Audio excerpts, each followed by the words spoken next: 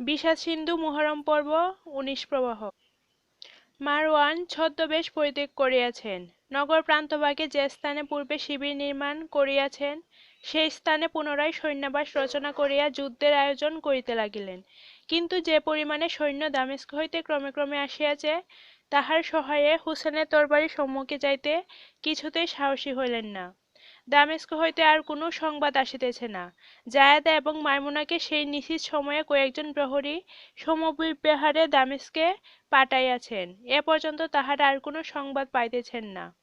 তাহারা নির্বিঘ্নে পৌঁছিলেন কিনা, তাহার অঙ্গীকৃত স্বর্ণমুদ্রা জায়দা ও মাইমুনা প্রাপ্ত হইয়াছেন কিনা, জায়দাকে অতিরিক্তরূপে বহুমূল্য কারুকার্য খচিত রত্নময় বসনভূষণ প্রদানের প্রতিশ্রুতি হইয়াছিলেন, তাহা জায়দা প্রাপ্ত হইয়াছেন কিনা, মনে মনে এই ভাবনা। আর একটি কথা, জায়দা পাটরানী হইয়া এজিদের ক্রূর শোভা করিতেছেন কিনা তাহাও জানিতে পারিতেছেন না। ভীষণ ভাবনা। ইমরানকে কহিলেন, ভাই ইমরান, তুমি সৈন্য সামন্তের তত্ত্বাবধারণ কার্যে সর্বদা সতর্ক থাকো। আমি ছদ্মবেশে যে সকল সন্ধান, যে সকল গুপ্ত বিবরণ নগরে প্রতি ঘরে ঘরে যাইয়া প্রায় প্রতিদিন জানিয়া আসিতেছি, ওতে ওলীদ আমার সেই কার্য করিবেন। আমি কয়েকদিনের জন্য দামেস্কে যাইতেছি, যদিও আমার যাইবার উপযুক্ত সময় নয়, কিন্তু কি করি, বাধ্য হইয়া যাইতে হইতেছে। তোমরা সাবধান হইয়া সতর্ক থাকো। কোনো বিষয়ে চিন্তা করিও না। আমি দামেস্ক হইতে ফিরিয়া আসিয়াই হুসেন বধে প্রবৃত্ত হইব।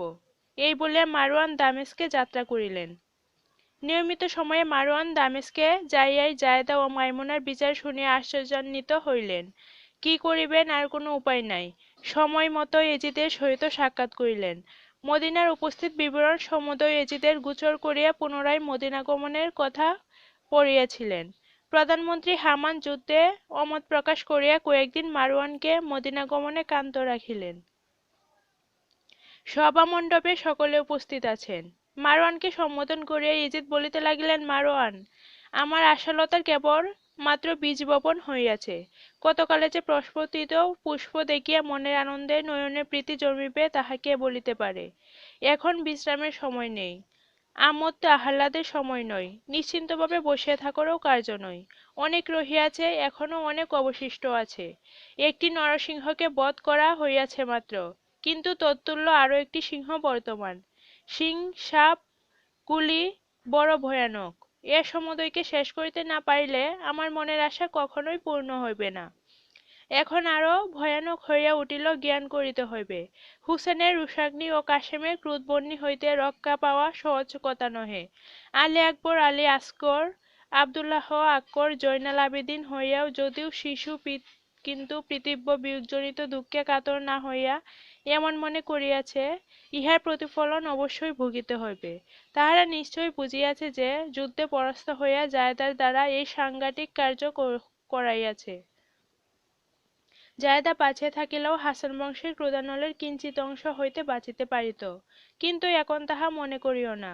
সে ক্রোধানল সম্যক প্রকারে এক্ষণে আমাদের শিরে পড়িয়া আমাদিগকে দগ্ধীভূত করিবে। পূর্ব হইতে সে আগুন নিবারণের চেষ্টা করা কর্তব্য। তাহারা সুখ সন্তপ্ত হৃদয়ে কয় আর দিন নিরস্ত থাকিবে। মহাবীর কাসেম চিরবৈরী বিনাশ করিতে, পিতার দাঁত উদ্ধার করিতে একেবারে জ্বলন্ত অগ্নিমূর্তি হইয়া দাঁড়াইবে। তখন কি আর থাকিবে? আর সময় দেওয়া উচিত নহে। যত শীঘ্র হয় হাসান হুসেনের বংশ বিনাশে যাত্রা করো। উহাদের একটিও যদি জাগিয়া বাঁচিয়া থাকে, তবে নিশ্চয় জানিও এজিদের মস্তক দ্বিখণ্ডিত হইয়াছে। তোমাদের সকলের শুনিতেও হাসান পুত্রের তরবারি রঞ্জিত করিয়া পরমায়ু শেষ করিয়াছে। ওই সকল সিংহাসাপকে যুদ্ধে কৌশলে ছলে যে কোনো উপায়ে হোক জগৎ হইতে অন্তর না করিলে কাহারও অন্তরে আর কোনো আশা নাই। নিশ্চয় জানিবে কাহারও নিস্তার নেই। এই সকল কথা শুনিয়া প্রধানমন্ত্রী হামাম গাত্রোত্থানপূর্বক করজোড়ে বলিতে লাগিলেন, রাজাজ্ঞা আমার শিরোধার্য, কিন্তু আমার কয়েকটি কথা আছে, অভয়দান করিলে মুক্তকণ্ঠে বলিতে পারি। ইয়েজিদ বলিলেন, তোমার কথাতেই তো কয়েকদিন অপেক্ষা করিয়াছি। যদি তুমি আমার এই সকল চিরশত্রু বিনাশের অপেক্ষা আর কোনো ভালো উপায় উদ্ভাবন করিতে পারো, কিংবা আমার বিবেচনার ত্রুটি, চিন্তার ভুল, যুক্তিতে দুষ্বিবেচনা করো, অবশ্যই বলিতে পারো। কর্পূটে হামাম বলিলেন, বাদশাহ নামদার, অপরাধ মার্জনা হোক।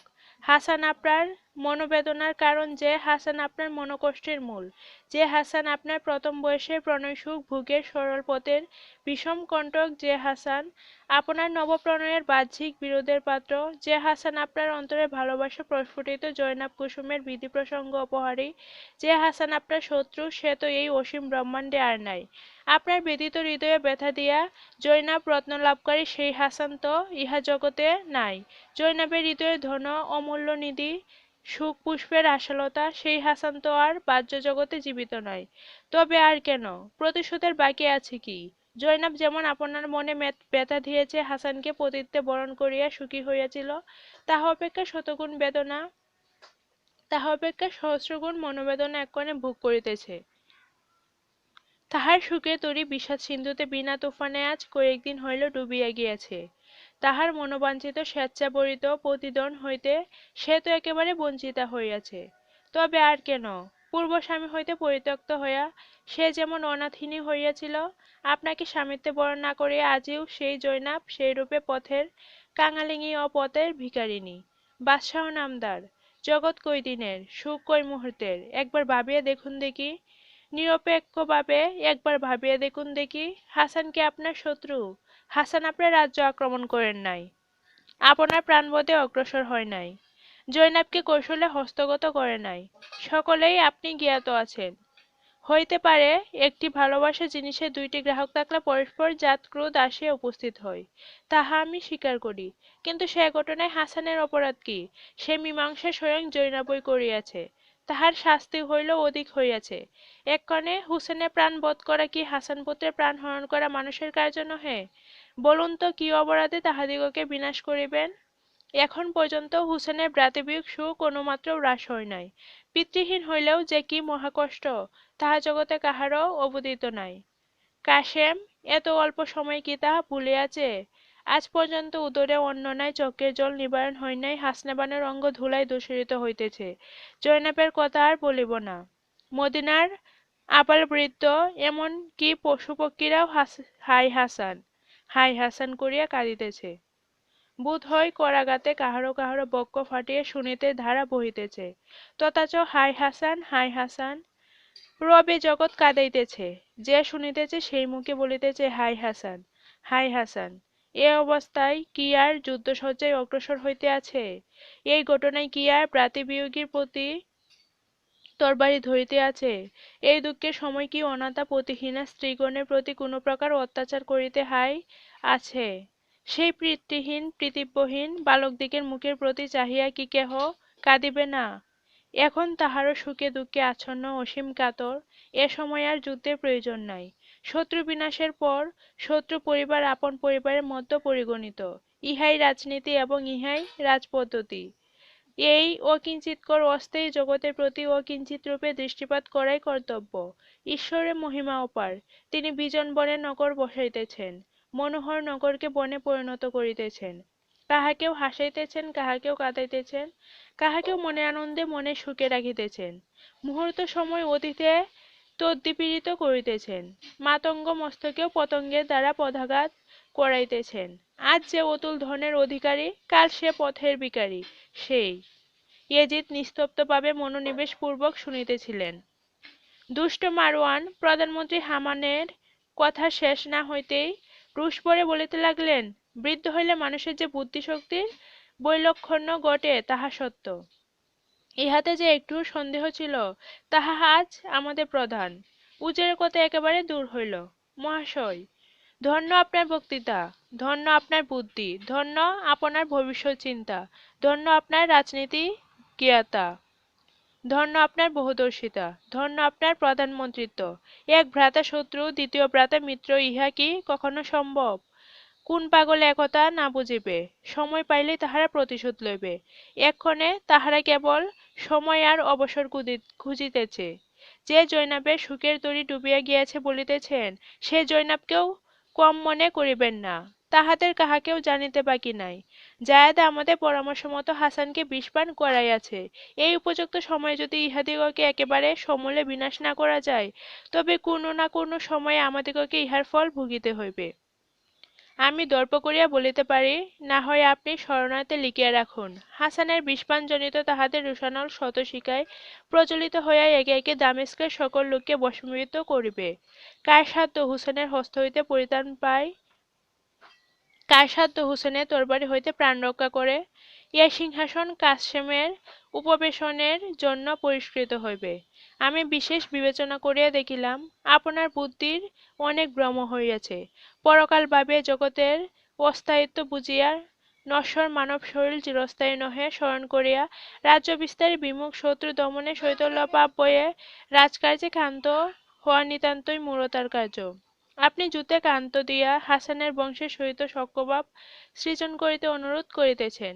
আমি বলিতেছি, তিলাহৃতকাল বিলম্ব না করিয়া পুনরায় যুদ্ধযাত্রা করাই উচিত এবং কর্তব্য। এমন শুভ অবসর আর পাওয়া যাইবে না। শত্রুকে সময় দিলেই 10 গুণ বলদান করা হয়। এ কথা কি আপনি ভুলিয়াছেন? যুদ্ধে ক্ষান্ত দিয়া মদীনা হইতে সৈন্যগণ উঠাইয়া আনিতে কত পরিমাণ বলের লাঘব হইবে। নায়কবিহীন হইলে তাহার পশ্চাৎদণ্ডী নেতৃদলকে যুদ্ধে পরাস্ত করিতে কতক্ষণ লাগে। হামানকে সম্বোধন করিয়া ইয়েজিদ বলিলেন, মারওয়ান যাহা বলিতেছেন তাহাই যুক্তিসঙ্গত। আমি আপনার মতের পোষকতা করিতে পারলাম না। যত বিলম্ব ততই অমঙ্গল। এই যুদ্ধে প্রধান নায়কই মারওয়ান। মারওয়ানের মতোই আমার মনোনীত। শত্রুকে অবসর দিতে নাই, দিব না। মারওয়ান, আর কোনো কথা নাই। যে পরিমাণ সৈন্য মদীনায় প্রেরিত হইয়াছে, আমি তাহার আর চতুর্গুণ সৈন্য সংগ্রহ করিয়া এখানে যাইতেছি। যাহা তোমার ইচ্ছা হয় লইয়া মদীনায় যাত্রা করো। আমি এক্ষণে হুসেনের মস্তক দেখিতে উৎসুক রহিলাম। প্রথমে হুসেনের মস্তক দামেস্কে পাঠাইবে, তাহার পর জৈনবেও হাসনাবানু প্রভৃতি সমুদয়কে কারাবদ্ধ করিয়া আনিবে। এই আজ্ঞা করিয়াই পাষাণে গঠিত নির্দয় এজিদ সভা ভঙ্গ করিলেন। মারওয়ান রাজাজ্ঞা প্রতিপালন তৎপর হইয়া এজিদের নিকট হইতে বিদায় লইলেন। বিংশ প্রবাহ। মারওয়ান সৈন্যসহ মদীনায় আসিলেন। ওলীদের মুখে সবিস্তারে সমস্ত শুনিলেন। হাসানের মৃত্যুর পর হুসেন অহোরাত্র রওজা শরীফে বাস করিতেন। এ কথায় মারওয়ান অত্যন্ত চিন্তিত হইলেন। পবিত্র রওজায় যুদ্ধ করা নিতান্তই দুর্বুদ্ধিতার কার্য। সেক্ষেত্রে যুদ্ধ করিতে সাহস হয় না। যুদ্ধে আহ্বান করিলেও হুসেন কখনোই তাহার মাতামহের সমাধিস্থান পরিত্যাগ করিয়া অগ্রসর হইবেন না। মারওয়ান বিশেষরূপে এই সকল কথার আন্দোলন করিয়া আলীদকে জিজ্ঞাসা করিলেন, ভাই, ইহার উপায় কি? আমার প্রথম কার্য হুসেনের মুণ্ডলাভ, শেষ কার্য তাহার পরিবারকে বন্ধ করিয়া দামেস্ক নগরে প্রেরণ। হুসেনের মস্তক হস্তগত না হইলে শেষ কার্যটি সম্পন্ন হওয়া অসম্ভব। কি উপায়ে হুসেনকে মুহাম্মদের সমাধিক্ষেত্র হইতে স্থানান্তরিত করিবেন, এই চিন্তাই এখনো তাহাদের প্রবল হইয়া উঠিল। অনেক চেষ্টা অনেক কৌশল করিয়াও কিছুতেই কৃতকার্য হইতে পারিলেন না। একদিন মারওয়ান অত্যে আলীদের সহিত পরামর্শ করিয়া উভয়েই ছদ্মবেশে নিশীথ সময়ে পবিত্র রওজায় উপস্থিত হইলেন। রওজা মধ্যে প্রবেশের পথ নাই, বিশেষ অনুমতি নাই। রওজার চতুর্পার্শ্বস্থ সীমানা নির্দিষ্ট রেল ধরিয়া হুসেনের তত্ত্ব ও সন্ধান জানিতে লাগিলেন। হুসেন ঈশ্বরের উপাসনায় মনোনিবেশ করিয়াছেন। অনেকক্ষণ পর্যন্ত উভয়ে ওই অবস্থাতে রেল ধরিয়া দাঁড়াইয়া রহিলেন। উপাসনা সমাধা হইবামাত্র ছদ্মবেশী মারওয়ান বলিলেন, হযরত, আমরা কোনো বিশেষ গোপনীয় তত্ত্ব জানিতে এই নিশীথ সময়ে আপনার নিকট আসিয়াছি। হুসেন বলিলেন, হে হিতার্থী ভ্রাতৃদ্বয়, কি গোপনীয় তত্ত্ব দিতে আসিয়াছেন? জগতে ঈশ্বরের উপাসনা ভিন্ন আমার আর কোনো আশা নাই। গোপন তত্ত্বে আমার কি ফল হইবে? আমি কোন গোপনীয় তত্ত্ব জানিতে চাহি না।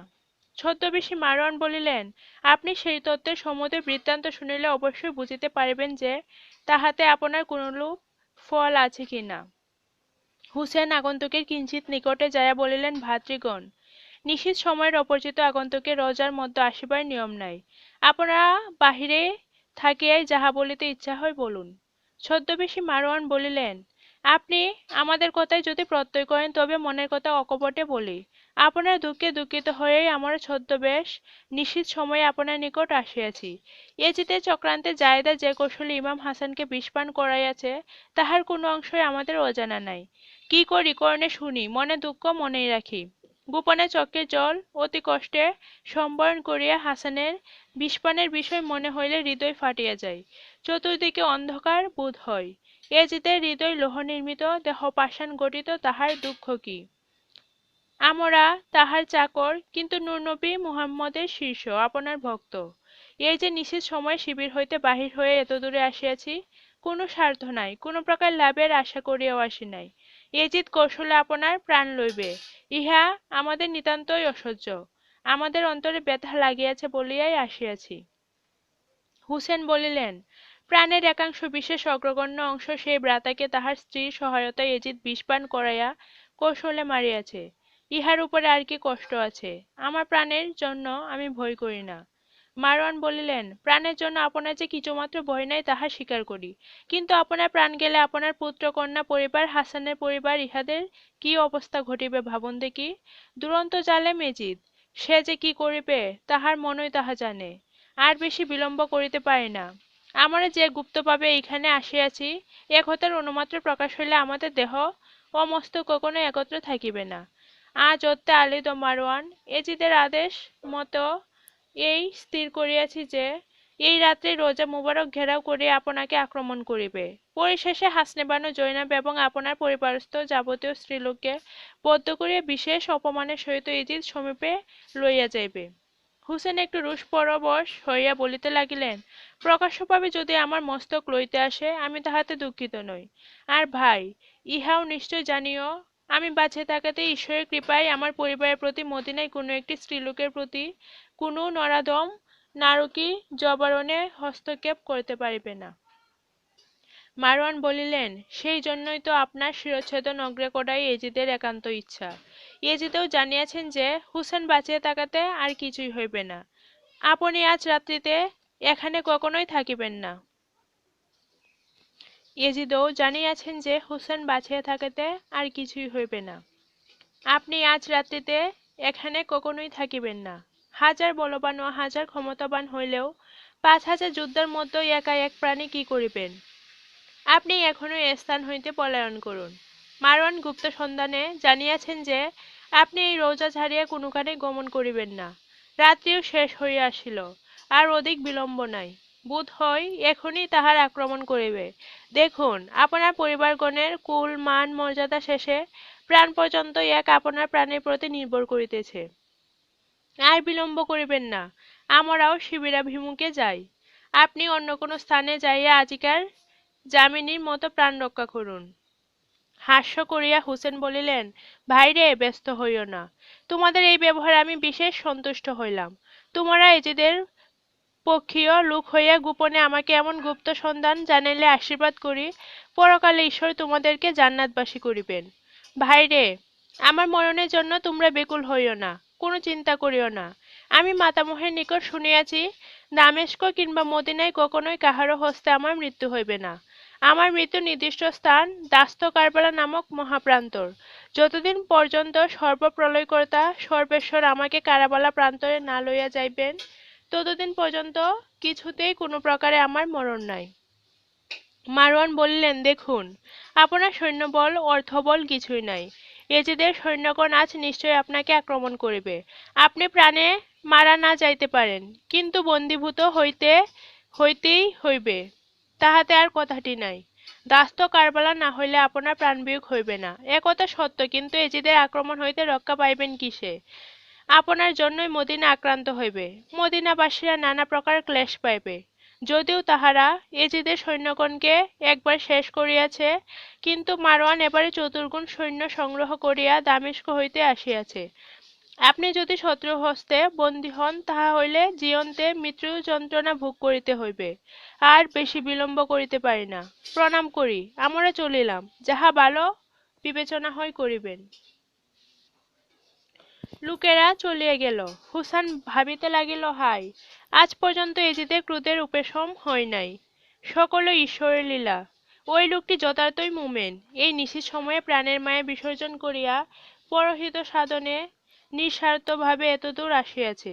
কি আশ্চর্য! বাস্তবিক ইহারই যথার্থ পরহিতৈষী। মারওয়ান পুনরায় সৈন্য সংগ্রহ করিয়া মদিনায় আসিয়াছে। কি করি আমি যুদ্ধ সাজ করিয়া শত্রুর সম্মুখে হইলে মদিনাবাসীরা কখনোই নিরস্ত্র নিশ্চেষ্ট হইয়া বসিয়া থাকিবে না। নিশ্চয় প্রাণ পর্যন্ত পণ করিয়া আমার পশ্চাদ্বর্তী হইবে। এখনও তাহারা সুখবস্ত্র পরিত্যাগ করে নাই। দিবারাত্র হাসান বিরহে দুঃখিত মনে হাহুতার সময় অতিবাহিত করিতেছে। এ সময় তাহাদের হৃদয় পূর্ববৎ সমুৎসাহিত জন্মভূমি রক্ষার সুদৃঢ়পণে শত্রু নিধনে সমুদয় সুখ ও সমুত্তেজিত হইবে কিনা সন্দেহ হইতেছে। কারণ দুঃখিত মনে দগ্ধীভূত হৃদয়ে কোনো প্রকার আশায় স্থায়িত্বরূপে বদ্ধমূল হয় না। যতদিন তাহারা জীবিত থাকিবে ততদিন ইমামের সুখ ভুলিতে পারিবে না। এই সুখ সন্তপ্ত হৃদয়ে সেই স্নেহকাতর ভ্রাতৃগণকে কি বলিয়া আমি আবার এই মহাযুদ্ধে প্রবৃত্ত করাইব? কিছুদিন যুদ্ধে প্রবৃত্ত না হওয়াই আমার উচিত। আমি যদি কিছুদিনের জন্য মদিনা পরিত্যাগ করি তাহাতে কি? এজিদের সৈন্য আজ রাত্রিতেই রোজা আক্রমণ করিয়া আমার প্রাণবধ করিবে, ইহা বিশ্বাস্যই নহে। এখানে কাহারা দৌরাত্ম্য করিবার মতো নাই। শুধু এজিদের সৈন্য কেন, জগতের সমস্ত সৈন্য একত্রিত হইয়া আক্রমণ করিল এই পবিত্র রোজায় আমার ভয়ের কোনো কারণ নেই। তথাপি কিছুদিনের জন্য স্থান পরিত্যাগ করাই সুপরামর্শ। আপাতত কুফা নগরে যাইয়া আবদুল্লাহ জেয়াদের নিকট কিছুদিন অবস্থান করি। জেয়াদ আমার পরম বন্ধু। আরব দেশে যদি প্রকৃত বন্ধু কেহ থাকে তবে সেই কুফার অতিশয় প্রিয়তম বন্ধুবৎসল জেয়াদ। যদি মদিনা পরিত্যাগ করিয়া যাওয়া উচিত বিবেচনা হয় তবে সপরিবারে কিছুদিনের জন্য কুফা নগরে গমন করাই যুক্তিযুক্ত। আজ রাত্রিরও কথা কিছুই নহে। এইরূপ ভাবিয়া হুসেন পুনরায় ঈশ্বর উপাসনায় মনোনিবেশ করিলেন। ওতে আলী ও মারওয়ান উভয়ে শিবিরে গিয়া বেশ পরিত্যাগপূর্বক নিজ স্থানে বসিয়া পরামর্শ করিতেছেন। অনেক কথার পর মারওয়ান বলিলেন, মুহাম্মদের রোজায় হুসেনের মৃত্যু নাই। আমরা এমন কোন উপায় নির্ণয় করিতে পারি নাই যে তাহাতে নিশ্চয়ই হুসেন রোজা হইতে বহির্গত হইয়া মদিনা পরিত্যাগ করেন। এইটি যাহা হইল ইহাও মন্দ নহে। ইহার উপরে আরও একটি কথা ছিল, কিন্তু সে আমাদের ক্ষমতার অতীত। তৎ বিস্তারিত কাশেদ গিয়া মুখে প্রকাশ করিবে।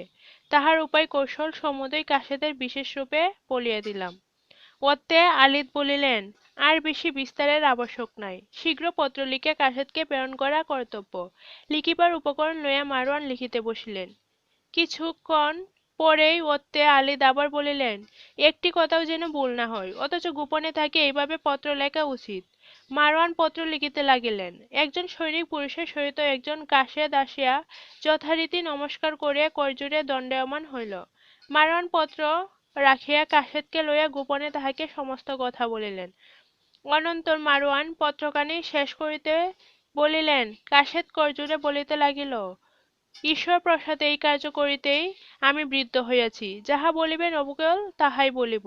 কেবল শহরের নামটি আর একবার ভালো করিয়া বলুন। কুফার কি কুফা?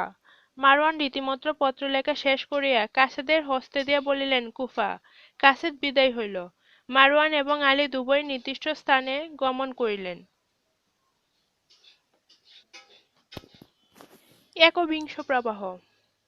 কয়েকদিন দিনরাত্রি অবিশ্রান্ত পর্যটন করিয়া মারওয়ান প্রেরিত মদিনার কাশেদ দামেস্ক নগরে পৌঁছিল। এজিদ যথাসময়ে কাশেদের আগমন সংবাদ পাইলেন। সভা ভঙ্গ করিয়া কাশেদকে নির্জনে লইয়া গিয়া সমুদয় অবস্থা শুনিলেন। মারওয়ান পত্র পাঠে অনেক চিন্তা করিয়া মহারাজ এজিদ তৎক্ষণাৎ আবদুল্লাহ জেয়াদকে একখানি পত্র লিখিলেন। পত্র শেষ করিয়া কোষাধ্যক্ষের প্রতি আদেশ করিলেন 3 লক্ষ টাকা, তদুপযোগী বাহন এবং ওই অর্থ রোকাতে কয়েকজন সৈনিক পুরুষ এই কাসেদের সমভিব্যাহারে দিয়া এখনই কুফানগরে পাঠাইতে প্রধান কার্যকারকে আমার আদেশ জানাও। কোষাধ্যক্ষকে এই কথা বলিয়া কাসেদকে বলিলেন, তুমি এই উপস্থিত কার্যের উপযুক্ত পাত্র। কুফানগরে যাইয়া আবদুল্লাহ জয়াদকে বলিও, তাহার অতিরিক্ত ফল পাইবে। কুফা রাজ্যে একত্র ছত্রে আপনারই অধিকৃত হইবে। দামেস্ক রাজ আর কখনোই আপনাকে অধীন রাজা বলিয়া মনে করিবেন না। মিত্র রাজ্য বলিয়াই আখ্যা হইবে। সেই মিত্র ব্যবহার জগতে চন্দ্র সূর্য থাকা পর্যন্ত সমভাবে থাকিবে। দামেস্কাধিপতি এই বলিয়া কাসেদকে বিদায় করিলেন। কাসেদ অভিবাদন করিয়া বিদায় হইলেন। সৈন্য চতুষ্টয়ের সহিত দামেস্কের দ্রুতবংশী দিবসে কুফানগরে উপস্থিত হইল। দামেস্ক হইতে বিস্তর অর্থ সহিত সৈন্য সহচর রাজদূত রাজসমীপে উপস্থিত হইবে, এই কথা আবদুল্লাহ জেয়াদের কর্ণগোচর হইলেন। তিনি একেবারে আশ্চর্যান্বিত হইলেন। মহারাজ এজিদ আমার নিকট অর্থ সৈন্য এবং কাসেদ পাঠাইবেন, এ কি কথা? আবদুল্লাহ জোয়াদ এই ভাবনা ভাবিতেছেন এমন সময়ে প্রতিহারী আসিয়া করজোড়ে নিবেদন করিল, দামেস্ক হইতে কয়েকটি লোক কি উদ্দেশ্যে আসিয়াছে, কাহারও নিকট কিছু বলে না। তাহাদের ইচ্ছা যে একেবারে মহারাজের সহিত সাক্ষাৎ করে। দামেস্ক রাজ্যের প্রেরিত কি, কাহার প্রেরিত, তাহা তাহারা কিছুই বলিল না। আমরা যাহাকে কাসেদ বলিয়া অনুমান করিতেছি, সে লোকটি বিশেষ চতুর এবং বিশেষ বিচক্ষণ। তাহার সঙ্গে তাহার রক্ষক স্বরূপ কয়েকজন প্রহরী এবং প্রচুর অর্থ আছে। আব্দুল্লাহ জোয়াদ বলিলেন, তাহাদিগকে সমুচিত আদর করিয়া উপযুক্ত স্থানে স্থান দাও, সময় মতো আহ্বান করিয়া তাহাদের কথা শুনিব। যথাযোগ্য প্রণিপাত করিয়া প্রতিহারী বিদায় লইল। আব্দুল্লাহ জেয়াদ অনেক চিন্তা করিলেন, কি কারণ, কে পাঠাইল, কি উদ্দেশ্যে আসিয়াছে, নানা প্রকার দুশ্চিন্তায় মনোনিবেশ করিলেন। নিতান্ত উৎসুক হইয়া অনতিবিলম্বে সেই কাসেদকে আহ্বান করিলেন। কাসেদ আসিয়া সম্মুখে দাঁড়াইয়া এজিদের আদেশ মতো সমুদয় বৃত্তান্ত একে একে বর্ণনা করিল। এজিদের স্বহস্ত লিখিত পত্রখানিও জেয়াদের সম্মুখে রাখিয়া দিল। আব্দুল্লাহ জেয়াদ সহস্রবার পত্র চুম্বন করিয়া ভক্তির সহিত পাঠ করিলেন। কাসেদকে বলিলেন, তোমার নির্দিষ্ট স্থানে গিয়া বিশ্রাম করো, অদ্যই বিদায় করিব। দা বিংশ প্রবাহ। প্রণয়, স্ত্রী, রাজ্য, ধন এই কয়েকটি বিষয়ের লোভ বড় ভয়ানক। এই লোভে লোকে ধর্ম, পূর্ণ, সাধুতা, পবিত্রতা সমস্ত একেবারে সমূলে বিনাশপ্রাপ্ত হয়। অতি কষ্টে উপার্জিত বন্ধুরত্নটাও ওই লোভে অনেক অনায়াসে বিসর্জন দেয়। মানুষ ওই লোভেই অনায়াসেই যথেচ্ছ ব্যবহারে অগ্রসর হইতে পারে। এজিদ দামেস্কের রাজা, কুফা তাহার অধীন রাজ্য। হুসেনের সহিত আব্দুল্লাহ জেয়াদের কেবলমাত্র বন্ধুত্বভাব সম্বন্ধ। উপরিউক্ত চারি প্রকার লোভের নিকট বন্ধুত্বভাব সর্বত্র অকৃত্রিমভাবে থাকা অসম্ভব। অধিকন্তু আব্দুল্লাহ জেয়াদের নিকটে তাহার আশা করাও যাইতে পারে না। কারণ আব্দুল্লাহ জেয়াদ মূর্খ ও অর্থলোভী। মূর্খের প্রণয়ে বিশ্বাস নাই, কার্যেও বিশ্বাস নাই, লোভীও তদ্রূপ। আব্দুল্লাহ জেয়াদ সেই রাত্রিতেই দামেস্কের দূতকে বিদায় করিলেন। শয়নগৃহে শয্যার একপার্শ্বে বসিয়া মনে মনে বলিতে লাগিলেন, হুসেনের প্রণয়ে লাভ কি? শুধু মুখের প্রণয়ে কি হইতে পারে? এইরূপ অনেক আন্দোলন করিয়া নিব্রাধিভূত হইলেন। প্রধান আমত্ত সভাসদ এবং রাজসংক্রান্ত কর্মচারীগণ কেহই এই নিগূঢ় তত্ত্বের কারণ কিছুতে জানিতে পারিলেন না। কি উদ্দেশ্যে উহারা দামেস্ক হইতে আসিয়াছিল, এক দিবস অতীত না হইতেই কেনই বা ফিরিয়া গেল, এই বিষয় লইয়া নানা প্রকার আন্দোলন করিতে লাগিলেন। রজনী প্রভাত হইল। আব্দুল্লাহ জেয়াদ রাজসিংহাসনে উপবেশন করিয়া সমুদয় সভাসদগণকে সম্বোধনপূর্বক বলিতে লাগিলেন, গত রজনীতে আমি হযরত মুহাম্মদ মুস্তাফাকে স্বপ্নে দেখিয়াছি। হস্তে কৃষ্ণবর্ণ আশা, শিরে শুভ্রবর্ণ উষ্ণীষ, অঙ্গে পরিষ্কার পরিচ্ছন্ন শুভ্র পরিধান। আমার শিয়রে দণ্ডায়মান হইয়া তিনি বলিতে লাগিলেন, আব্দুল্লাহ জেয়াদ, তোমাকে একটি কার্য করিতে হইবে। আমি স্বপ্নযুগে সেই পবিত্র পদ চুম্বন করিয়া জোর হস্তে দণ্ডায়মান থাকিলাম। নূর নবী দুঃখিত স্বরে বলিতে লাগিলেন, হুসেন ভাতৃহীন হইয়া আমার সমাধিকক্ষে পড়িয়া নিঃসায় রূপে দিবারাত্র ক্রন্দন করিতেছে। তুমি তাহার পক্ষ অবলম্বন করো, তোমার সাধ্যানুসারে তাহার সহায়তা করো, সৈন্য সামন্ত ধন দ্বারা হুসেনের উপকার করো। এই কথা বলিয়াই পবিত্র মূর্তি অন্তর্হিত হইল। আমারও নিদ্রা ভঙ্গ করিয়া স্বর্গীয় সৌরভে সমুদয় ঘর আমোদিত হইয়া উঠিল। সেই সময় আমার মনে হইল অনুপম আনন্দে ও ভক্তিভাব উদয় হইল, তাহা এক্ষণে মুখে প্রকাশ করিতে সাধ্য হইতেছে না। আর নিদ্রাও হইল না। তখনই কায়মনে হযরত ইমাম হোসেনের প্রতি আত্মসমর্পণ করিলাম।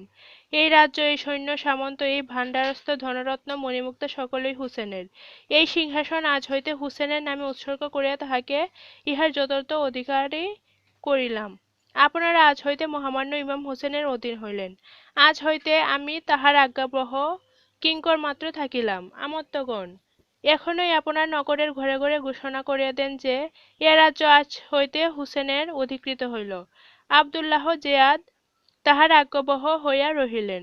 অধীন রাজা, রাজপ্রতিনিধি, রাজ সংস্রবী যিনি যেখানে আছেন কিংবা রাজ্য শাসন করিতেছেন, অদ্যই তাহাদের নিকট এই শুভ সংবাদ ঔগণে জ্ঞাপন করা হোক। আর অদ্যই আমার স্বপ্ন বিবরণ সহ রাজ্য পরিত্যাগ সংবাদ ইমাম হোসেনের গোচরকরণ জন্য মদীনায় কাসেদ প্রেরণ করা হোক। রাজ্যবিহীনে রাজ্য শাসন হওয়া নিতান্তই কঠিন। রাজ্য সিংহাসন শূন্য থাকা অযৌক্তিক। যত শীঘ্র হয় ইমাম হোসেনে কুফানগরে আসিয়া রাজপাট অধিকার এবং আমার মনোবাঞ্ছা পূর্ণ করুন। ইহাও জানাইও যতদিন ইমাম হোসেন এই রাজ্য সিংহাসনে উপবেশন না করিতেছেন ততদিন প্রধান উজির রাজকার্য পরিচালনা করিবেন। আমার সহিত রাজ্যের আর কোনো সংস্রব রহিল না। প্রধান উজির নতশিরে রাজাজ্ঞা প্রতিপালন করিলেন। সকলেই হুসেনের নামে রাজভক্তির পরিচয় দিয়ে শত শত আশীর্বচন প্রয়োগ করিতে লাগিলেন। আব্দুল্লাহ জেয়াদও এক বাক্যে সকলেই ধন্যবাদ দিয়া বলিলেন, এমন সাহসী ধর্মপরায়ণ সরল হৃদয় ধার্মিক জগতে কেহ নাই, হইবেও না। এমন পূর্ণ কার্যও এ পর্যন্ত কেহ কোনো দেশেই করে নাই। একথা সত্য যে, যিনি ইহকাল পরকালের রাজা, প্রাণ দিয়া তাহার উপকার করা সকল মানুষের কর্তব্য। এজিদের চক্রান্তে ভ্রাতৃহারা রাজ্যহারায় একে একে সর্বহারা হইবার উপক্রম হইয়াছে।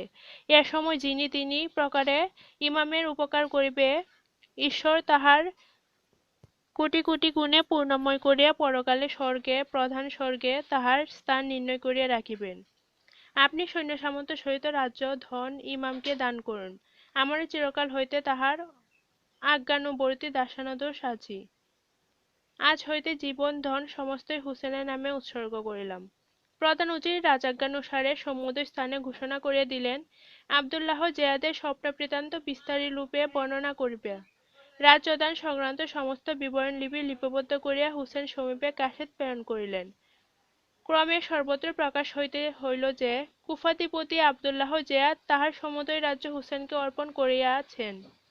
ইয়াজিদের স্বপক্ষীয়তি ব্যতীত সকলেই এক বাক্যে আব্দুল্লাহ জেয়াদকে শত শত ধন্যবাদ দিয়া ঈশ্বর সমীপে হুসেনের দীর্ঘায়ু ও সর্বমঙ্গল প্রার্থনা করিলেন। ক্রমে মদিনা পর্যন্ত এই সংবাদ রটিয়া গেল। হুসেন পূর্ব হইতেই মদিনা পরিত্যাগ করিয়া কুফানগরে আসিবার ইচ্ছা করিয়াছেন, কিন্তু আব্দুল্লাহ জেয়াদ কর্তৃক আদৃত না হইয়া তথায় আগমন করা যুক্তিসঙ্গত বিবেচনা করেন নাই।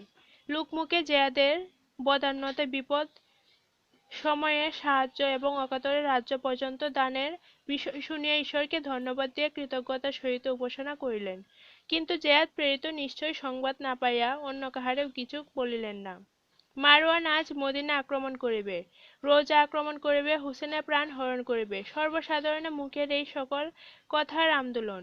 মদিনাবাসীরা সকলেই হুসেনের পক্ষ হইয়া এজিদের সৈন্যের সহিত যথাসাধ্য যুদ্ধ করিবে, প্রাণ থাকিতে হুসেনের পরজন দিগকে বন্দী করিয়া দামেস্ক লইয়া যাইতে দিবে না। এ কথাও রাষ্ট্র হইয়াছে। আজ যুদ্ধ হয়, কাল যুদ্ধ হয়, এই কথারই তর্ক বিতর্ক। এজিদের সৈন্যগণ মদিনা আক্রমণ না করিলে যুদ্ধে প্রবৃত্ত হইবে কিনা এই বিষয় লইয়াই এই চিন্তাতেই ইমাম বংশের চিরহিতৈষী মদিনাবাসীর সকলে মহা ব্যতিব্যস্ত। দিবারাত্রে কাহারই যেন আহার নিদ্রা নাই। কয়েকদিন যায়, শেষে সব্যস্ত হইলে যে, শত্রুগণ নগরের প্রান্তভাগে প্রান্তরের শেষ সীমায় শিবির নির্মাণ করিয়া যে প্রকার শান্তভাবে রহিয়াছে, তাহাতে আশু বিরোধের সম্ভাবনা কি? কোনো বিষয়ে অনৈক্য, কোনো বিষয়ে বাধা কিংবা কোনো কথার অপ্রসঙ্গ অযথা উত্তর না করিলে কি প্রকারে বিষাদে প্রবৃত্ত হওয়া যায়, এই বিবেচনাই করিয়া সকলেই যুদ্ধের অপেক্ষায় বিবাদের সূচনায় প্রতীক্ষা করিয়া রহিয়াছেন। একদিন কুফানগরে কাসেদ মদিনায় দেখা দিল। মদিনাবাসীরা জেয়াদের বদান্যতার বিষয় পূর্বেই শুনিয়াছিলেন। নিশ্চয় সংবাদ না পাইয়া অনেকে অনেক সন্দেহ করিতেছিলেন। আজ সে সন্দেহ দূর হইল। এক মুখে বলিতে শত শত মুখে জিজ্ঞাসিত হইল, কুফার সংবাদ কি? কাসেদ উত্তর করিল, কুফাধিপতি মাননীয় আব্দুল্লাহ জোয়াদ তাহার সিংহাসন রাজ্য ধন সৈন্য সামন্ত সমস্তই হযরত ইমাম হুসেনের নামে উৎসর্গ করিয়াছেন। তিনি এক্ষণে রাজকার্য হইতে অপসৃত হইয়াছেন। ইমাম হুসেনের কুফার সিংহাসনে উপবেশন না করা পর্যন্ত প্রধান উজিরের হস্তে রাজকার্যের পরিচালনা ভার রহিয়াছে। ইমাম হুসেন কোথায় আছেন আপনারা বলুন, আমি তাহার নিকটে যাইয়া এই সংবাদ দিব। একজন বলিতে শত শত লোক কাসেদের অগ্র পশ্চাতে বলিতে লাগিল। কেহ আব্দুল্লাহ জেয়াদের প্রশংসায়, কেহ কেহ হুসেনের কুফা গমন জনিত দুঃখ, কেহ এজিদের দৌরাত্মে হুসেন দেশত্যাগী, এই সকল কথা শাখা প্রশাখা বাহির করিয়া পরস্পর বাদানুবাদ ও তর্ক বিতর্ক করিতে করিতে হযরতের রওজায় উপস্থিত হইল। প্রধান প্রধান লোকেরা কাসেদের বৃত্তান্ত ইমামের নিকট বিবৃত করিলেন। আব্দুল্লাহ জেয়াদের পত্র পাঠ করিয়া হুসেন সেই পত্র হস্তে কাসেদ সম বিবেহারে নিজ ভবনের প্রবেশদ্বারে উপস্থিত হইয়া মদিনাবাসীকে বলিতে লাগিলেন, ভাই সকল, আপনারা কেন আর কষ্ট পাইতেছেন? যদি কুফার অন্য জল ঈশ্বর আমার অদৃষ্টে লিখিয়া থাকেন, তবে আপনারা আমার কৃতদোষে মার্জনা করিবেন। সময়ে আমি আপনাদের প্রত্যেকের নিকট হইতে বিদায় গ্রহণ করিব। এক্ষণে এত ব্যস্ত হইবার কোনো কারণ দেখিতেছি না। মদিনাবাসীরা সকলে এক বাক্যে হুসেনকে আশীর্বাদ করিয়া স্বস্থানে প্রস্থান করিলেন। জিয়াদের পত্র লইয়া হুসেন মাননীয়া বিবি সালেহার রোজা স্থান সমীপে গমন করিলেন। সংবাদ পাইয়া বিবি সালেমা রোজা হইতে বহির্গত হইলেন। ইমাম হুসেন মাতামহীর পদধূলি গ্রহণ করিয়া জিয়াদের পত্র বিবরণ প্রকাশ করিতে কুফানগরে গমন প্রসঙ্গ উত্থাপন করিলেন।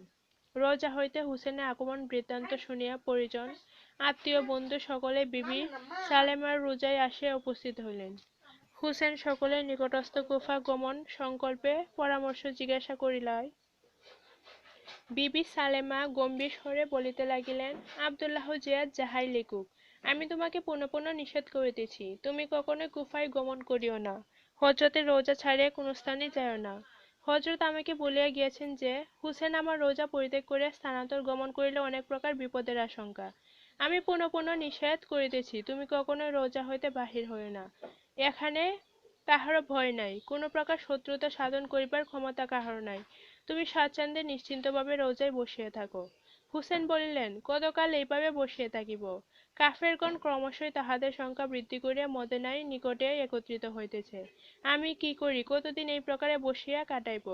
একা আমার প্রাণের জন্য কত লোকের জীবন বিনষ্ট হইবে। তাহা অপেক্ষা আমি কিছুদিন স্থানান্তরে বাস করি, ইহাতে দোষ কি? বিশেষ কুফানগরের সমুদয় লোক মুসলমান ধর্মপরায়ণ, সেখানে যাইতে আর বাধা কি? সালেমা বিবি বিরক্তভাবে বলিতে লাগিলেন, আমি বৃদ্ধা হইয়াছি, আমার উপদেশ তোমার গ্রাহ্য হইবে কেন? যাহা হয় করো। এই বলিয়া রোজামতো চলিয়া গেলেন। তৎপরে হুসেনের মাতার সহোদর ভগ্নী উম্মে কুলসুম হুসেনের হস্ত ধারণ করিয়া বলিতে লাগিলেন, হুসেন, সকলে গুরুজন যিনি প্রথমেই তিনি নিষেধ করিতেছেন, তাহার কথার অবাধ্য হওয়া নিতান্তই অনুচিত। বিশেষ আমি বলিতেছি, তুমি কুফার নাম পর্যন্ত করিও না। কুফার নাম শুনিলে আমার হৃদয় কাঁপিয়া ওঠে। তোমার কি স্মরণ হয় নাই যে তোমার পিতা কুফায় যাইয়া কত কষ্ট পাইয়াছিলেন? কুফানগরবাসীরা তাহাকে কতই না যন্ত্রণা দিয়াছিল, সে কথা কি একেবারে ভুলিয়াছ? কুফায় যাইবার বাসনা অন্তর হইতে একেবারে দূর করো। নিশ্চিন্তভাবে রোজায় বসিয়া থাকো। আমি সাহস করিয়া বলিতেছি, জগতে এমন কেহই নাই যে তোমার অঙ্গ স্পর্শ করে। হুসেন বলিলেন, আমার মন অত্যন্ত অস্থির হইয়াছে, তিলার্ধ কালও মদীনায় থাকিতে ইচ্ছা হইতেছে না। আপনারা আমায় বাধা দিবেন না, মিনতি করিয়া বলিতেছি, অনুমতি করুন, শীঘ্রই যাহাতে কুফায় যাত্রা করিতে পারি। উম্মে কুলসুম বিরক্ত হইয়া চলিয়া যাইতে যাইতে বলিলেন, ঈশ্বর অদৃষ্ট ফলকে যাহা লিখিয়াছেন তাহা রোধ করিবার কাহারও সাধ্য নাই। তোমার যাহা ইচ্ছা তাহাই করো। হুসেনের বন্ধুবান্ধব একবাক্য হয়ে সকলেই কুফা গমনে নিষেধ করিলেন। প্রতিবেশীগণের মধ্যে একজন বলিলেন, মদিনার মায়া একেবারে অন্তর হইতে অন্তর করিবেন না। ইয়াজিদের বয়ে মদিনা পরিত্যাগ নিতান্তই পরিতাপ ও দুঃখের বিষয়। তাহারা প্রকাশ্যে যুদ্ধ কি করিবে? মদিনাবাসীদের একজনেরও প্রাণ দেহে থাকিতে শত্রুঘ্ন কি আপনার অঙ্গ স্পর্শ করিতে পারে? কাহার সাধ্য আমাদের স্বাধীনতা স্বদেশে গৌরব রক্ষা, ইহা তো আছেই। তাহা ছাড়া আপনার প্রাণের জন্য এজিদের সৈন্যের সম্মুখীন হইতে আমরা কখনোই পরাঙ্গমুখ হইব না। আমরা স্মৃতি নহি, তাহা স্বীকার করি, কিন্তু আপনার প্রাণ রক্ষার জন্য আমাদের প্রাণ শত্রু হস্তে অর্পণ করিতে শিক্ষার আবশ্যক কি? আমরাও যদি শত্রু হস্তে বিনাশপ্রাপ্ত হই, তথাপি মদীনায় একটি স্ত্রীলোক জীবিত থাকিতে ইজিদ আপনার অনিষ্ট সাধন করিয়া কখনোই মদীনার সিংহাসনে বসিতে পারিবে না। আপনি কাহার ভয়ে কোন শত্রুর শত্রুতায় মদীনা পরিত্যাগ করিবেন? আমাদের জীবন থাকিতে আমরা আপনাকে যাইতে দিব না। আপনার আজ্ঞার প্রতিবন্ধকতা করিতে আমাদের ক্ষমতা নাই। যদি আপনি মদীনা পরিত্যাগ করিতে নিতান্তই কৃতসংকল্প হইয়া থাকেন, করুন, কিন্তু মদীনাবাসীরা আপনাকে কখনোই পরিত্যাগ করিবে না। যেখানে যাইবেন তাহারাও আপনার সঙ্গে সেইখানেই যাইবে। হুসেন বলিতে লাগিলেন, ভাই সকল, এজিদের জীবনের প্রথম কার্যই আমাদের বংশ বিনাশ করা। যে উপায়ে হোক এজিদ আপনার প্রাণ বিনাশ করিবে। যখন দুই ভ্রাতা ছিলেন, তখন এজিদের সৈন্যরা সাহস করিয়া প্রকাশ্যে যুদ্ধ করিতে অগ্রসর হয় নাই। কয়েকবার পরীক্ষা করিয়া দেখিয়াছে এবং আপনারাও দেখিয়াছেন। এক্ষণে আমার সাহস, বল, বুদ্ধি ও চিন্তাশক্তির অনেক লাঘব হইয়াছে। কারণ ভ্রাতৃশোকে আমি যে প্রকার দুঃখিত কাতর আছি, তাহা আপনারা স্বচক্ষে দেখিতেছেন। যে হৃদয় কখনো ভয়ের নাম জানিত না, শত্রু নামে যে হৃদয় কদাচ আতঙ্কিত হইত না, সেই বৈষণ্য হৃদয় আজ ভাতৃবিয়োগে দুঃখে সামান্য যুদ্ধের নামে আতঙ্কে কাঁপিয়া উঠিতেছে। আমার নিজের মনে যদি নিঃসাহ থাকিল, শত্রু বইয়ে কম্পান রহিল, তখন কাহার উৎসাহে কাহার উত্তেজনায় আপনার সেই দুর্দান্ত শত্রুর অস্ত্র সম্মুখে অসংখ্য অস্ত্র সম্মুখে দণ্ডায়মান হইবেন। বলুন তো কাহার সাহসের উপর নির্ভর করিয়া বিধর্মীর অস্ত্রাঘাতের জন্য বক্ষ বিস্তার করিয়া দিবেন? শিক্ষিত সৈন্যের তরবারি গতি কাহার ক্রোধ সাহবাক্যে প্রতিরোধ করিবেন? আমি অনেক চিন্তা করিয়া দেখিয়াছি, এক্ষণে মদিনা পরিত্যাগ করাই আমার পক্ষে শ্রেয় এবং মদিনাবাসীর পক্ষে মঙ্গল। আমার জন্য আমি আপনাদিগকে বিপদগ্রস্ত করিতে বাসনা করি না। ইয়েজিদের হস্তে কিংবা তাহার সৈন্যের হস্তে বিধি যদি আমার জীবন শেষের বিধি করিয়া থাকেন, তবে তাহা নিশ্চয় ঘটিবে। যেখানেই কেন না যায় না, আমার প্রাণ হত্যা সেইখানে উপস্থিত হইবে। কারণ জগদীশ্বরের কার্য অনিবার্য। আমার স্থানান্তর হওয়ার মদিনাবাসীরা তো এজিদের রুষাগ্নি হইতে রক্ষা পাইবে, তাহাই আমার পক্ষে মঙ্গল। প্রতিবেশীগণের মধ্যে একজন প্রাচীন ছিলেন, বলিতে লাগিলেন, ঈশ্বরের নিয়োজিত কার্য অনিবার্য, এ কথা কে না স্বীকার করিবে। কিন্তু আব্দুল্লাহ জেয়াদ হঠাৎ এইভাবে এত বড় রাজ্য আপনাকে অযাচিতভাবে ছাড়িয়া দিল, ইহার কারণ কি? একথাও রাষ্ট্র হইয়াছে যে ইয়েজিদ পক্ষীয় কাশের 3 লক্ষ টাকা লইয়া কুফানগরে জুয়াদের নিকট গিয়াছিল। জুয়াদ ও দামেস্কের কাশেদকে এবং তৎসমবিহারী সৈন্য-সন্তুষ্টকে বিশেষ পুরস্কৃত করিয়া বিদায় করিয়াছেন। তাহার পরদিবসে স্বপ্নে বিবরণ সভায় প্রকাশ করিয়া রাজসিংহাসন ও রাজ্য আপনাকে অর্পণ করিয়াছেন। ইহারই কারণ কি? যদি এজিদের মন্ত্রণালয় সে অসম্মত হইবে, কি এজিদের আদেশ প্রতিপালনে অনুচ্ছুক হইবে, তবে নিঃশান্ত বন্ধুর চিরশত্রু প্রেরিত কাশেদকে কেন পুরস্কৃত করিবে? কেন তাহার প্রদত্ত অর্থ নিজ ভাণ্ডারে রক্ষা করিবে? যে রাজ্যে আপনার পিতা বহু পরিশ্রম করিয়াও নিষ্কণ্টকে হস্তগত করিতে পারেন নাই, কয়েকবার তাহাকে ওই নগরবাসীরা যে প্রকারে কষ্টে নিপাতিত করিয়াছিল, তাহা বোধ হয় আপনি পরিকৃত আছেন। এই কুফাধিপতি জিয়াদ হঠাৎ নবী মুহাম্মদের স্বপ্নাদেশে সেই রাজ্য অকাতরে আপনাকে দান করিল, ইহাতে আমার বিশেষ সন্দেহ আছে। হুসেন বলিলেন, এমন কথা মুখে আনিবেন না। আব্দুল্লাহ জুয়াদের নেই আমার প্রকৃত বন্ধু মদিনা ব্যতীত অন্য কোন স্থানেই নাই। তাহার গুণের কথা কত বলিব। তিনি আমার জন্য এজিদের মুণ্ডপাত করিতেও বোধহয় কখনোই কুণ্ঠিত হইবেন না। জেয়াদের বাক্য কার্যে আমার কিছুমাত্র সংশয় নাই। বৃদ্ধ পুনরায় বলিতে লাগিলেন, জেয়াদের বাক্য কার্যে আপনার কোনো সংশয় হয় না। অবশ্যই না হইতে পারে, কিন্তু আমি বলি, মানুষের মনের গতি কোন সময় কি যাহার মন সেও জানিতে পারে না। একটু চিন্তা করিয়া কার্য করায় ক্ষতি কি? আমার বিবেচনায় অগ্রে জনৈক বিশ্বাসী এবং সাহসী লোককে কুফানগরে প্রেরণ করা হোক। কুফাবাসীরা যদি কোনরূপ চক্রান্ত করিয়া থাকে, তবে অবশ্যই প্রকাশ হইবে। গুপ্ত মন্ত্রণা কদিন গোপন থাকিবে, একটু সন্ধান করিলে সকল জানা যাইবে। আর জেয়াদের রাজদান সংকল্প যদি যথার্থ হয়, তবে আপনার কুফা গমনে আমি কোনো বাধা দিব না। হুসেন বলিলেন, এ কথা মন্দ নয়, কিন্তু অনর্থক সময় নষ্ট এবং বিলম্ব। তা যাহাই হোক, আপনার কথা বারবার লঙ্ঘন করিব না। অগ্রে তথায় পাঠাইতে কাহাকে মনস্থ করিয়াছেন এমন সাহসী বিশ্বাসী পাত্র কে আছে? দ্বিতীয় মুসলিম নামক জনৈক বীরপুরুষ গাত্রোত্থান করিয়া করজোড়ে বলিতে লাগিলেন, হযরত ইমামের যদি অনুমতি হয়, তবে ইয়া দাসই কুফানগরে যাইতে প্রস্তুত আছে। আপনি কিছুদিন অপেক্ষা করুন, আমি কুফায় যাইয়া যথার্থ তত্ত্ব জানিয়া আসি। যদি আব্দুল্লাহ জেয়াদ সরলভাবে রাজ্যে দান করিয়া থাকেন, তবে মুসলিম আনন্দের সহিত শুভ সংবাদ লইয়া ফিরিয়া আসিবে। আর যদি ইহার মধ্যে কোনো ষড়যন্ত্র থাকে, তবে বুঝিবেন মুসলিমের এই শেষ বিদায়। আপনার কাজে মুসলিমের প্রাণের মায়া, সংসারে আসা সুখ দুঃখের চিন্তা, স্ত্রী পরিবারের স্নেহবন্ধন কিছুমাত্র মনে থাকিবে না। আজ মুসলিম আপনার কাজে জীবন উৎসর্গ করিল, এই মুহূর্তেই কুফায় যাত্রা করিব। এখানে অনেকেই আছেন, যাহা বলিতে ইচ্ছা করেন বলুন। মুসলিম সে কথার অন্যথা কিছুতেই করিবে না। বৃদ্ধ পুনরায় বলিলেন, মুসলিম তো যাইতেই প্রস্তুত। মুসলিমের প্রতি আমার তো সম্পূর্ণ বিশ্বাসই হয়, কিন্তু একা মুসলিমকে কুফায় প্রেরণ করিয়া যুক্তিসঙ্গত বলিয়া বোধ হয় না। শিক্ষিত হোক কি অশিক্ষিত হোক, সৈন্য নামধারী কতিপয় লোককে মুসলিমের সঙ্গে দিতে হইবে। বৃদ্ধ মুখে এই কথা শুনিবা মাত্র নিতান্তই আগ্রহের সহিত অনেক যাইতে ইচ্ছুক হইলেন। অতি অল্প সময়ের মধ্যে 1000 লোক মুসলিমের সঙ্গী হইতে সমুৎসুক হইল। কুফার রহস্যভেদ ষড়যন্ত্রের মূলোচ্ছেদ করিতে তাহারা প্রাণপণে প্রস্তুত। সমুদয় কথা সব্যস্ত হইয়া গেল। অস্ত্রশস্ত্র সংগ্রহ করিয়া মুসলিম 1000 সৈন্য লইয়া কুফা নগরাভিমুখে যাত্রা করিলেন। বীরবরের 2 পুত্রও পিতার সঙ্গে চলিল।